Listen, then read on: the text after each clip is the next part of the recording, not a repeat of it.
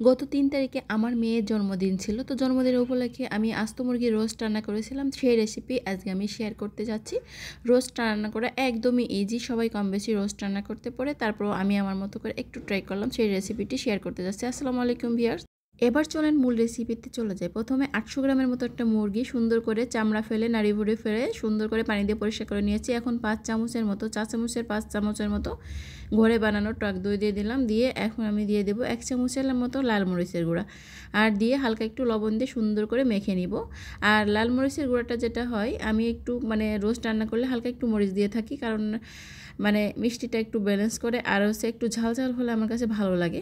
তো তার কারণে আমি দিয়ে থাকি। তো আপনারা চাইলে অ্যাভয়েড করতে পারেন। তো এই তো মেখে আমি 2 ঘন্টা মতো রেখে দিলাম। এই তো 2 ঘন্টা পরে আবারও ফিরে আসলাম। এখন চুলায় একটি প্যান দিয়ে দিয়েছি। প্যানে দিয়ে দিলাম কিছুটা তেল, একটু বেশি করে তেল দিয়ে দিয়েছি 1 কাপের মতো। দিয়ে কিছুটা পেঁয়াজ কুচি দিয়ে দিলাম।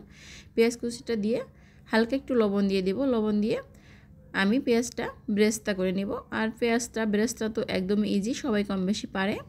তো আমার মতো করে আমি একটু বেরেস্তা করে নিব। আর বেরেস্তার কালারটা যখন একটু লাল লাল হয়ে আসবে, হালকা লাল লাল হয়ে আসবে, তখন বুঝতে হবে বেরেস্তাটা হয়ে এসেছে। এই তো এই পর্যায়ে চুলাটা বন্ধ করে দিতে হবে, তা না হলে দেখা যাচ্ছে বেরেস্তা পুড়ে যাওয়ার সম্ভাবনা থাকবে। তো এভাবে করে উঠিয়ে নিলে আরও বেশি লাল লাল হয়ে যাবে। তো বেরেস্তার কালারটা সুন্দর আসবে। আর বেশি লাল লাল করে তুলতে গেলে সেক্ষেত্রে বেরেস্তার কালার ভালো আসবে না। এই পর্যায়ে আমি 2 চামচের মতো দিয়ে দিয়েছি রসুন বাটা, 1 চামচ আদা বাটা এবং 1 চামচের মতো দিব জিরা বাটা।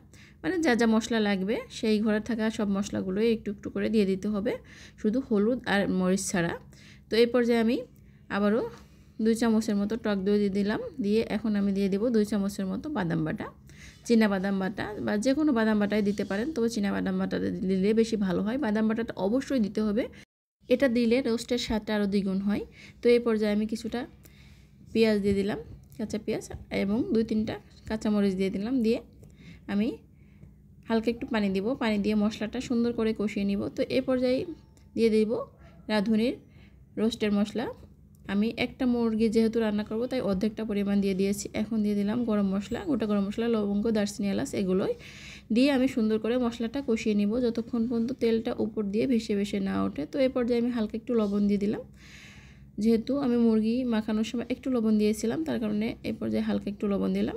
দিয়ে এই পর্যায়ে মুরগিটা দিয়ে দিলাম। মুরগিটা আমি ভেজে নিই নাই, তো আপনারা চাইলে ভেজে নিতে পারেন। তো আস্ত মুরগিটা আমি ভেজে নিই নাই, এভাবে করে রান্না করছি, কারণ ভেজে নিলে একটু শক্ত শক্ত হয়ে যায়, আর এইভাবে করে রান্না করলে রান্নাটা খুব ভালো হয়। তো আমার মতো করে এভাবে করেই আমি চেষ্টা করেছি। তো এমনি রোস্ট রান্না করার সময় আমি ভেজে নিই, তবে আস্ত মুরগি তার কারণে আমি ভেজে নিই নাই। এই তো এভাবে করে উল্টে পাল্টে সুন্দর করে প্রথমে আমি একটু মশলার সঙ্গে কষিয়ে নিব। এভাবে করে কষিয়ে নিলে আর ভেজে নেওয়া লাগে না, মশলাটা সুন্দরভাবে মুরগির গায়ে লেগে যায়, মুরগির ভিতরেও ঢুকে যায়। তো এই পর্যায়ে আমি দিয়ে দিব, পর্যায়ে আমি 1.5 কাপের মতো পানি দিয়ে দিব। আর মুরগিটা যে প্লেটে মেখে রেখেছিলাম সেটা ধুয়েই আমি পানিটা দিব, কারণ যেটা হয় যে টক দইয়ের পানিটা সুন্দরভাবে দেওয়া হয়ে যাবে, তার কারণে ওই পানিটাই দিব। তো এই তো পানিটা একটু বেশি দিব এই কারণে, যেহেতু আস্ত মুরগি, তার কারণে একটু বেশি করে পানি দিব। আর এমনি রোস্ট রান্না করতে গেলে একটু কম করে পানি দিতে হয়। এখন কিছুক্ষণ ঢাকনা দিয়ে মিডিয়াম আছে এভাবে করে রান্না করে নিব। এই তো এই পর্যায়ে সব কিছু ব্যালেন্স করার জন্য 1 চামচের মতো চিনি দিয়ে দিলাম। আর চিনিটা অবশ্যই দিতে হবে, তবে আপনারা চাইলে অ্যাভয়েড করতে পারেন। তবে চিনিটা দিলে যেটা হয়, রোস্টের স্বাদটা আরও ভালো হয়। এখন 4-5টা কাঁচামরিচ এভাবে করে ভেঙে দিয়ে দিব লাস্টের দিকে। এই তো দিয়ে দিলাম। দিয়ে আবারও একটু নেড়েচেড়ে একদমই ঝোলটা শুকিয়ে নেব, হালকা একটু ঝোল রাখবো। তো এই তো হয়ে এসেছে আমার আস্ত মুরগির রোস্টটা। দেখতে কিন্তু মাশাআল্লাহ অনেক ভালো হয়েছে। এই পর্যায়ে আমি উপর দিয়ে কিছুটা পেঁয়াজ বেরেস্তা দিয়ে দিব। পেঁয়াজ বেরেস্তা দিয়ে 1 মিনিট মতো জাল করে নিব। তো পেঁয়াজ বেরেস্তা আমি আরেকবারও লাস্টে দিয়ে দিব। তো এবার পেঁয়াজ বেরেস্তা দিয়ে আমি সুন্দর করে ঝোলের সঙ্গে বেরেস্তাটা মিশিয়ে নিব। মিশিয়ে 1 মিনিট মতো জাল করে নিব। আর রোস্টে অবশ্যই পেঁয়াজ বেরেস্তা দেওয়ার চেষ্টা করবেন। পেঁয়াজ বেরেস্তা না দিলে কিন্তু রোস্টটার স্বাদটা ভালো আসবে না। তো মাশাআল্লাহ দেখতে অনেক ভালো হয়েছে। তো এ পর্যায়ে আমি সুন্দর করে একটু নামিয়ে ডেকোরেশন করে নিয়েছি, আর উপর দিয়ে একটু পেঁয়াজ বেরেস্তা ছড়িয়ে দিয়েছি। দেখতে মাশাআল্লাহ যেমন দুর্দান্ত হয়েছে, খেতে তার থেকেও অসাধারণ ছিল। তো আপনারাও চাইলে এভাবে করে একটু ট্রাই করতে পারেন, ভালো লাগবে। রেসিপিটি ভালো লাগলে লাইক, কমেন্ট এবং শেয়ার করতে ভুলবেন না। আল্লাহ হাফেজ, সবাইকে অনেক অনেক ধন্যবাদ। ভালো থাকবেন সবাই।